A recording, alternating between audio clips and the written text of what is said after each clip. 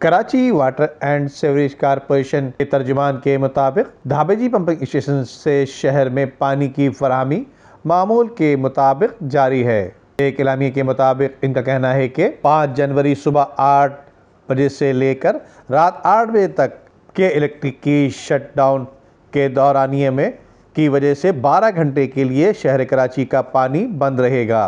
तर्जुमान ने बताया कि शहर में पानी का कोई भी बहरान नहीं है और पानी की बहरान वाली ख़बरों में कोई भी सदाकत नहीं है। तर्जुमान ने बताया कि वाटर कारपोरेशन की पानी की कोई भी लाइन नहीं फटी है, जबकि पानी एक लाइन में मामूली से लीकेज की वजह से काम के इलेक्ट्रिक की जानिब से होने वाली शटडाउन के दौरान किया जाएगा कि इलेक्ट्रिक की जानिब से धाबेजी पंपिंग स्टेशन पर 2024-2025 के पहले फ़ेज़ का सालाना मेंटेनेंस काम 5 जनवरी को किया जाएगा, जबकि मेंटेनेंस काम 5 जनवरी सुबह 8 से लेकर रात 8 बजे तक मुकम्मल कर लिया जाएगा। इलेक्ट्रिक के शटडाउन के दौरानिया मजमूई तौर पर 12 घंटे का होगा।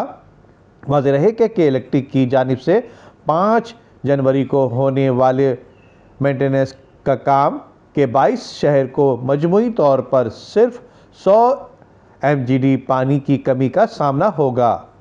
वाटर कारपोरेशन के तर्जुमान ने मज़ीद बताया कि शहर को मजमूई तौर पर 650 MGD पानी फराहम किया जाता है, जबकि शहर को 5 जनवरी को 550 MGD पानी की फराहमी मामूल के मुताबिक जारी रहेगी। नदीम सिद्दीकी, मेट्रो 7 पाकिस्तान।